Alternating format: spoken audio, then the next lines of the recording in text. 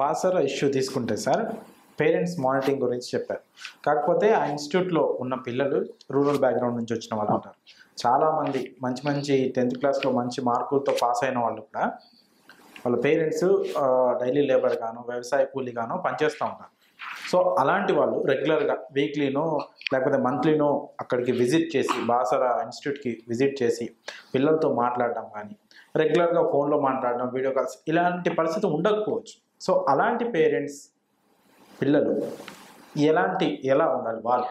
Sir ఇప్పుడు బాసరా IIITని కొద్దిసేపు పక్కన పెడితే అసలు సూసైడ్స్ ఎక్కువ జరుగుతున్నటువంటి స్టూడెంట్స్ లో ఎస్పెషల్లీ స్టూడెంట్స్ లో మనం ఒకవేళ అనాలిసిస్ తీసినట్టయితే ఎక్కువ శాతం లవ్ అఫైర్స్ అనేది క్లియర్ గా తెలుస్తుంది మనకు. ఫస్ట్ సీరియల్ నెంబర్ 2 ఏంటంటే నాకున్నన్ని బాధలు ఇంకెవ్వరికి లేవు, నేను ఒక అలోన్ అంటే నేను ఒంటరి జీవితాన్ని గడుపుతున్నాను, కనీసం నా బాధలు చెప్పినా కూడా ఎవరు పట్టించుకోలేనటువంటి పరిస్థితుల్లో ఉన్నారు అనే ఫీలింగ్ లో రెండో స్టెప్ లో క్లియర్ గా తెలుస్తుంది మనకు.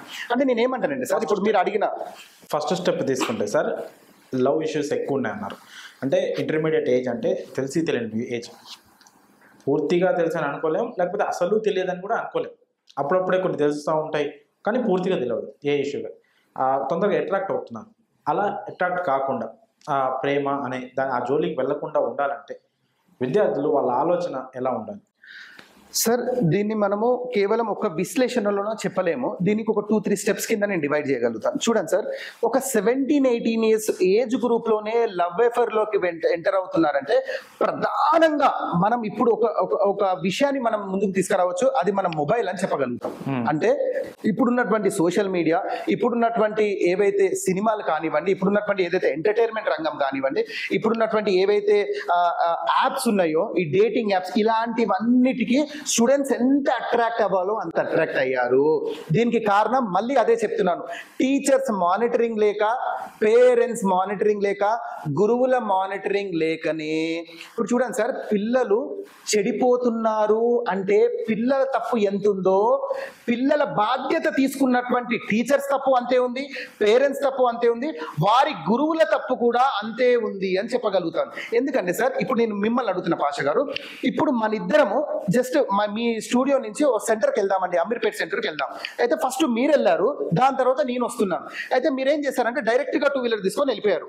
కానీ అక్కడ సెంటర్ లో ఒక ట్రాఫిక్ పోలీస్ అతను ఉన్నాడు, మీకు హెల్మెట్ లేదు, లైసెన్స్ లేదు, మిమ్మల్ని ఆపి చలాన్ వేసే ప్రయత్నమో లేదా బండి సీసే ప్రయత్నం చేస్తారు. అతన్ని చూసినప్పుడు మీకు భయం కలిగింది, అప్పటి వరకు భయం అనేది లేదు. అర్థమైందా సార్? అదే సీన్ ని కట్ చేస్తే మీరు నాకు ఇన్ఫర్మేషన్ ఇచ్చారు, అయ్యా శివరాం గారు పలానా సెంటర్ లో పోలీస్ అతను ఉన్నాడు అంటే నేను మీలాగానే వెళ్తానా సార్? నేనంటూ జాగ్రత్త పడతానా? క్లియర్ గా అంటే పోలీస్ అతను ఉన్నాడు, హెల్మెట్ పెట్టుకోవాలి, లైసెన్స్ క్యారీ చేయాలి, కొన్ని మైండ్ మనకు ఆల్రెడీ చెప్పేస్తుంది. నేనేమంటానండి సార్, పిల్లలకు కూడా ఇలాంటి బోధనలు, ఇలాంటి టీచింగ్స్ ఇవ్వాల్సినటువంటి అవసరం ఉంది. అమ్మా నేను నీకు ఉన్నాను రా, తల్లిదండ్రులు ఒక స్నేహితుల్లాగా ఎప్పుడైతే ఉంటారో పిల్లలకు, గురువులు ఎప్పుడైతే స్నేహితుల్లా ఉంటారో పిల్లలకు, నేనున్నాననే ధైర్యం ఎప్పుడైతే ఉంటుందో, నీకే ప్రాబ్లం ఉన్న ఒక అన్నగా ఒక తండ్రిగా నేనున్నాను రా అని ఒక భరోసా ఎప్పుడైతే ఉంటుందో, స్నేహితుల నుంచి కూడా ఎప్పుడైతే ఈ యాక్సెప్టెన్స్ అనేది ఉంటుందో పిల్లలలో సుసైడ్ ఆలోచన అనేది రాదు. సార్ మాక్సిమం సుసైడ్ చేసుకున్న వారి అనాలిసిస్ చూసుకుంటే, ఒకవేళ మనం ఈ గూగుల్ అనాలిసిస్ లేదా NCRT చూసుకుంటే కేవలం లవ్ అఫైర్స్ ఒకటి తెలుస్తుంది, రెండోది అలోన్నెస్ అని తెలుస్తుంది. అంటే ఇప్పుడు లవ్ అఫైర్స్ లో ఆల్రెడీ మనం క్లియర్ గా విశ్లేషించాము. ఇప్పుడు నేనేమంటాను సార్, ఈ విషయం పేరెంట్స్ కి తెలిస్తే అది లవ్ అఫైర్ అయినా ఆన్లైన్ బెట్టింగ్ అయినా, అంటే ఆన్లైన్ బెట్టింగ్ లో అమౌంట్ పొడగొట్టుకొని అరే ఈ విషయం పేరెంట్స్ కి తెలిస్తే, మా అన్నకు తెలిస్తే, మా తమ్ముడికి తెలిస్తే, మా అమ్మకి నాన్నకి తెలిస్తే ఏమనుకుంటారో, వాళ్ళ పరువు పోతుందేమో, అంతకంటే బిఫోర్ నేనే చనిపోతే బాగుంటుంది కదా అనే ఆలోచనతో ఇలా చనిపోతున్నారు. అది లవ్ అఫైర్ అయినా ఇలానే ఉంది. అంటే ఈ లవ్ విషయం రేపు మా పేరెంట్స్ తెలిసి ఎక్కడ అవమానంగా ఫీల్ అవుతారేమో, అంతకంటే బిఫోర్ నేనే చనిపోతే బాగుండు కదా అని ఇలా చనిపోతున్నారు. మూడో విషయం, నాకున్నన్ని బాధలు ఎవ్వరికీ లేవు, ప్రపంచంలో నా బాధలు వినేవాడే లేడు, నేను ఒంటరి జీవితాన్ని గడుపుతున్నాను అనే కోణంలో పిల్లలు చనిపోతున్నారు. వీరందరికీ నేను ఇచ్చే మెసేజ్ ఏంటంటే సార్, మీరు ఏదైతే ప్రాబ్లమ్స్ క్లియర్ అవుతున్నాయి అని చెప్పి మీరు చనిపోతున్నారో, ప్రాబ్లమ్స్ క్లియర్ అవ్వట్లేదు, ప్రాబ్లమ్స్ అప్పుడే స్టార్ట్ అవుతున్నాయి అనేది ప్రతి విద్యార్థి, ప్రతి వ్యక్తి గ్రహించాలి. ఎలా గ్రహిస్తారు? వారు హిందూ అయితే వారి గురువులు వారి గ్రంథాల ప్రకారంగా బోధించాల్సినటువంటి అవసరం ఉంది. నేను ఎందుకంటే ఇందాక ఎగ్జాంపుల్ ఇచ్చాను, పోలీస్ ఉన్నాడని తెలిస్తే ఒకలాగా వెళ్తాను, పోలీస్ లేడని తెలిస్తే ఒకలాగా వెళ్తాను. మనం చనిపోయిన తర్వాత మళ్ళీ మన ఆత్మకు శిక్ష ఉంది అని మనుషులకు తెలియాలి. ఈ విషయం ఎప్పుడైతే తెలుసుకుంటారో వారి వారి ధార్మిక గ్రంథాల ప్రకారంగా ఆత్మహత్యలు చేసుకునే ఆలోచనకు దూరంగా వెళ్తారు. ఎందుకంటే ఇక్కడికి చనిపోతే నా చాప్టర్ క్లోజ్, ఇక నన్ను ఎవడు పట్టుకోడు, నన్ను ఎవడు శిక్షించడు అనే కోణంలో పిల్లలు కానీ ఆత్మహత్య చేసుకుంటున్న పెద్దలు కానీ ఈ కోణంలో చేసుకుంటున్నారు. మనం చనిపోయిన తర్వాత మళ్ళీ మన ఆత్మకు మళ్ళీ ఇదే శరీరాన్ని జోడించి మళ్ళీ మనకు శిక్షలు వేయటం జరుగుతుంది అనే కౌన్సిలింగ్ గ్రంథాల ప్రకారంగా ఇవ్వాల్సినటువంటి అవసరం ఉంది. ఇప్పుడున్న పరిస్థితుల్లో ఇదే సొల్యూషన్ అని చెప్తాను. ఇప్పుడు మీరు అనొచ్చు, సార్ ఎవరు చూశారు సార్ చనిపోయిన తర్వాత జీవితము, స్వర్గాలు ఏంటి నరకాలు ఏంటి అంటే అది రెండో స్టెప్. నేనేమంటున్నానంటే ఒక పురోహితుడికి మీరు మర్యాద ఇస్తున్నారు, ఒక పాస్టర్ కి మీరు మర్యాద ఇస్తున్నారు, ఒక ఇమాం కి మీరు మర్యాద ఇస్తున్నారు. ఎందుకు ఇస్తున్నారు? వారు ఆ ధార్మిక గ్రంథాలలో ప్రావీణ్యం పొందినారు కాబట్టి, వారు ఆ ధార్మిక గ్రంథాల నుంచి మనకు బోధిస్తారు కాబట్టి మీరు మర్యాద ఇస్తున్నారు. అదే ధార్మిక గ్రంథాలు యజుర్వేదం తీసుకోండి, లేకుంటే గరుడ పురాణం తీసుకోండి, బైబిల్ తీసుకోండి, ఖురాన్ తీసుకోండి, క్లియర్ గా చనిపోయిన తర్వాత మనకంటూ ఒక జీవితం ఉంది, మనకంటూ ఆత్మకు శిక్షలు ఉన్నాయి, ఈ ఆత్మకు ఇదే శరీరం వేసి శిక్షలు ఉన్నాయి, మంచి చేస్తే మంచి, చెడు చేస్తే చెడు.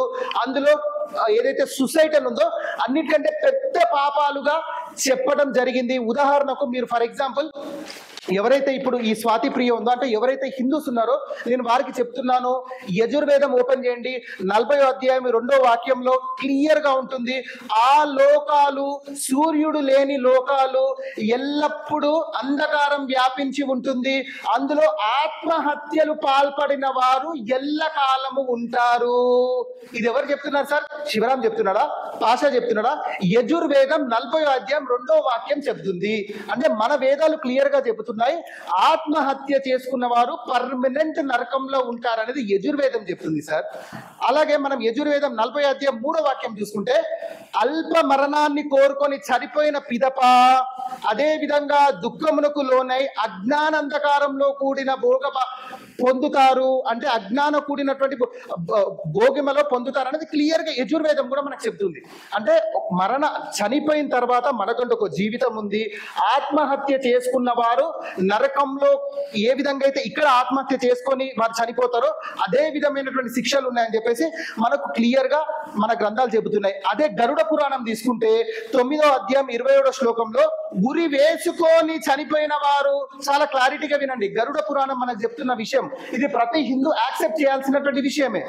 ఉరి వేసుకున్న వారు, విషం తాగి చనిపోయిన వారు, పర్వతాలు ఎక్కి దూకిన వారు, అంటే ఇప్పుడున్న దాంట్లో చూసుకుంటే బిల్డింగ్స్ పై నుంచి ఎవరైతే దూకి చనిపోతున్నారో, కొండ చివరకు వెళ్ళి కింద పడి ప్రాణాలు తీసుకునేవారు, భగవంతుని నామాన్ని ఉచ్చరించకుండా మరణించిన వారు నరక ప్రాప్తి కలుగుతుంది.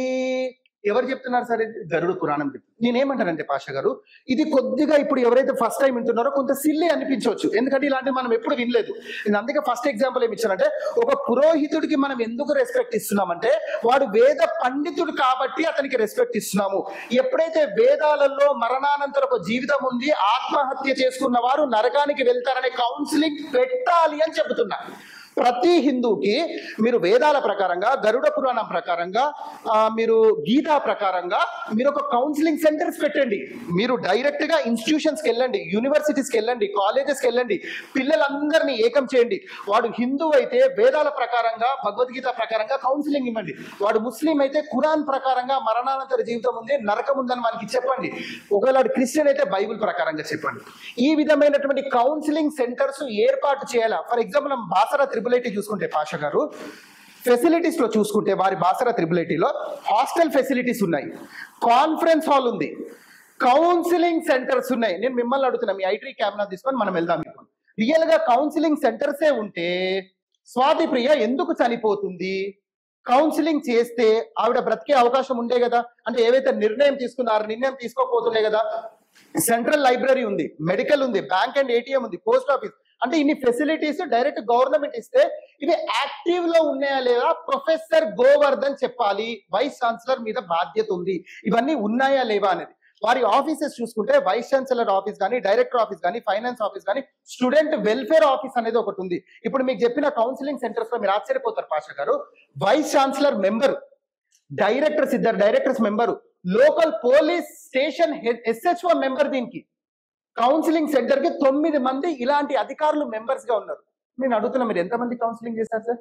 అంటే ఇప్పుడున్నటువంటి పరిస్థితిలో parents monitoring, teachers monitoring, spiritual classes, నేను ఏదైతే ఇంతకుముందు మీకు చెప్పానో మరణానంతరం జీవితం ఉందని ప్రతి ఒక్కరు గ్రహించాలి. తర్వాత రిలేషన్స్ మానిటరింగ్, అంటే ఒక తల్లి తండ్రి కాకుండా మేనమామ బాధ్యత కానివ్వండి, లేదు అంటే బాబాయ్ బాధ్యత కానివ్వండి, ఇలా బ్లడ్ రిలేషన్స్ కూడా మానిటరింగ్ చేయాల్సినటువంటి ఆవశ్యకత ఎంతైనా ఉంది. ఫ్రెండ్స్ మానిటరింగ్ కూడా చేయాలి. ఇప్పుడు ఫర్ ఎగ్జాంపుల్ 10th వరకు చదువుతున్నారు, ఇంటర్మీడియట్ లో ఏంటి పరిస్థితి, డిగ్రీలో ఏంటి పరిస్థితి, అంటే ఫ్రెండ్స్ మానిటరింగ్ కూడా ఉండాలి. తర్వాత పిల్లల్ని ఎప్పుడైనా యాక్టివిటీస్ లో మనం బిజీ చేయాలి.